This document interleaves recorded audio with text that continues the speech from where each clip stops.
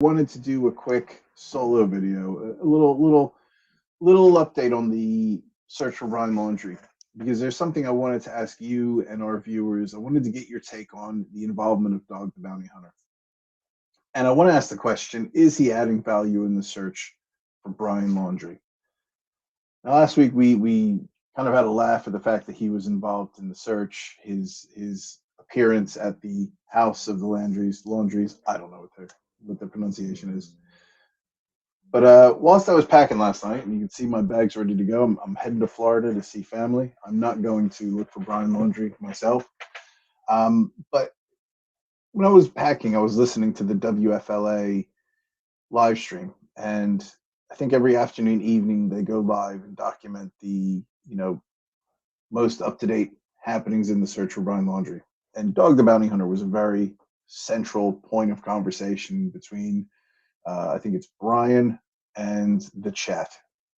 And the chat was really positive about Dog being involved and what value he was bringing to the search.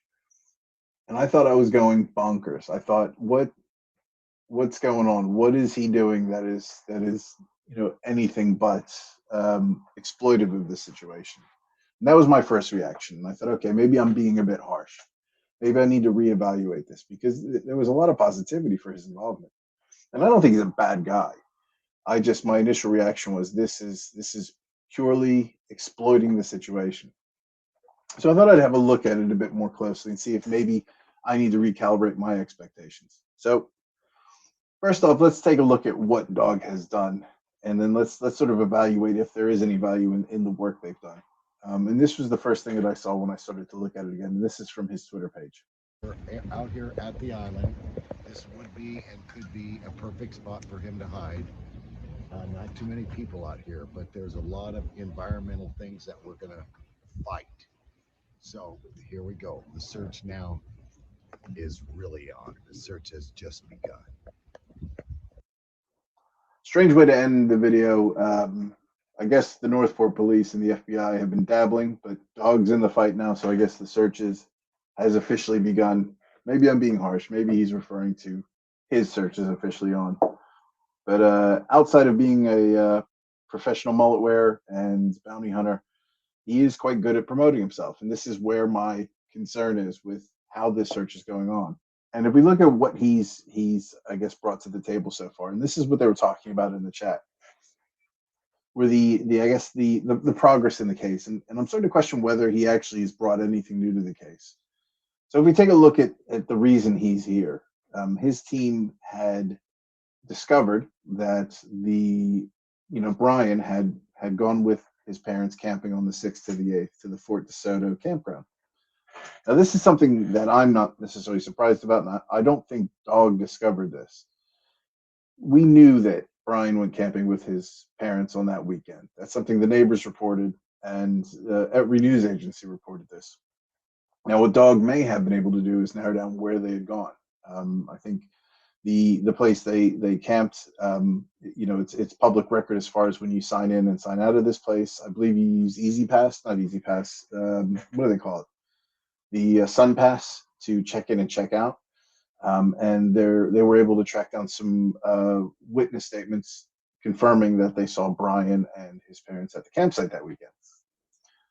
Now, where they've taken that, they theorize that Brian did not leave with his parents, as they couldn't find any witness accounts of him actually departing the site.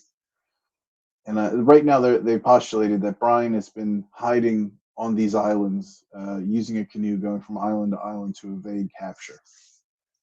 And tagging along with Dog is Robert Sherman. He's a Fox News reporter. I believe he was tagging along, and I found his tweets interesting because he's sort of going along, sort of fly on the wall. And one of the things they had discovered on their search of one of the islands was this, which are a pair of sandals and a campfire, 2 pairs of sandals and a campfire. So they believe this may be evidence that he was there. They also found this Monster Energy drink can because Brian was a young person and young people only drink Monster Energy, I guess. But the one thing that was important to note that the reporter here, Robert Sherman, highlighted, which I think it really just sort of brings in the validity that these are Brian's sandals into question. He had noted that also found some items like these sandals, a fire pit, though it's hard to tell if it was burning recently or weeks ago, and some kayak tracks. It's worth noting we did see two locals paddling along in kayaks, so the area does get visitors. So they've discovered this, and they believe this may be. They haven't confirmed that it is. To be fair, they believe this may be evidence. Now, what value does this add right now? And I think to be able to understand if it brings anything new to the table is, do we think the FBI did not pursue this as an option, that he could have stayed back at Fort DeSoto? The FBI have been involved, I think, for now the last week and a half. And I don't think this is news to the FBI. Now, the campfire and the sandals may very well be news, but the fact that Brian went to Fort DeSoto, I think that is something they've probably investigated. And there's a reason I think they're probably not investing a hell of a lot of resource into there. Now, as far as what Dog has found, if we take a look at the monster can and the drink, and if we were to analyze his theory that he's island hopping to avoid capture, I think that's really a long shot. I mean, if we think about the fact that there was two pairs of sandals there, or two pairs of flip flops, whatever the hell you want to call them.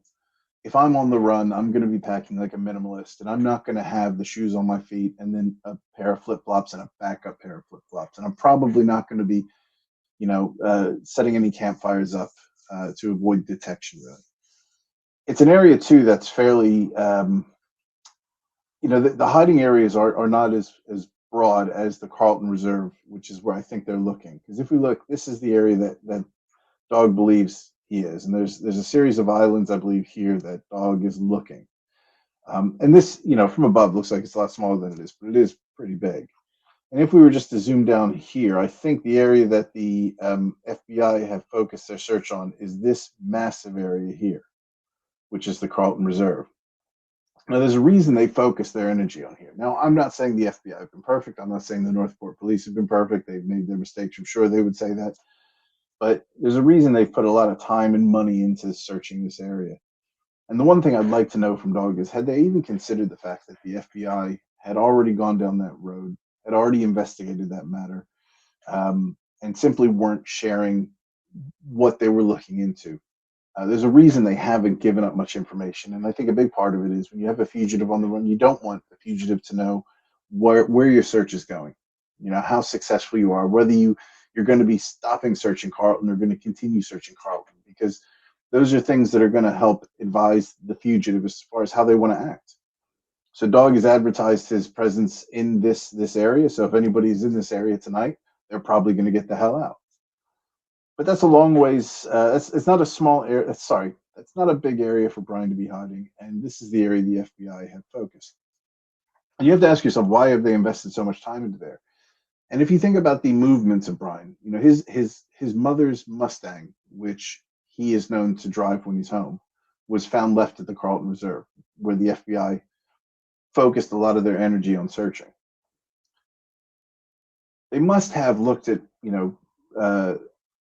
traffic cameras, license plate recognition systems, and had a sense that Brian was likely the person driving that car.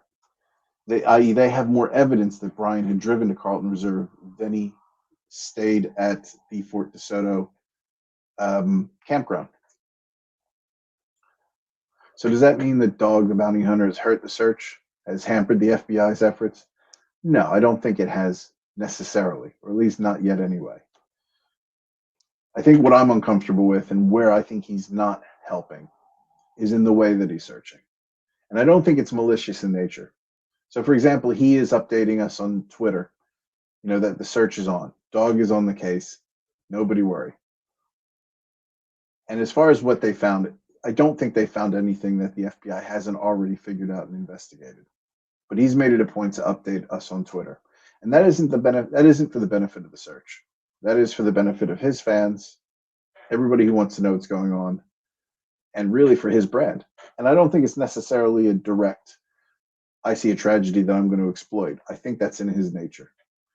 I think Dog is somebody who is a reality TV star, is used to having the camera on him, and he believes he's good at what he does, and everybody wants to know what he's about, and he wants to advertise every second of the search. He wants to make sure everybody knows that he's on the case and what he's doing, because at the end of the day, that's his nature, to self promote. And I don't think that's helping. There's a reason the FBI are not sharing their leads, and they're not sharing high level details as far as where they're looking and why. And whilst I think it's not hurting the FBI, I don't think it's the positive everybody's making it out to be. I think we need to be a bit measured into what Dog is bringing to the party, because he hasn't necessarily discovered anything the FBI haven't already figured out. What he is doing is he is offering resource to search in an area that they've decided is not worth the investment in resource. And I think Gabby's family and even probably Brian's parents are somewhat appreciative of it, if Brian's parents' intention is that they want to see him home. But that's my view. I mean, do you think that Dog is adding value? I'm curious to hear your thoughts. For me, I'm a bit uneasy about the whole thing. But at the same time, I'm a big fat hypocrite and I will be following his updates. Anyway, let me know what you think. Thanks for watching.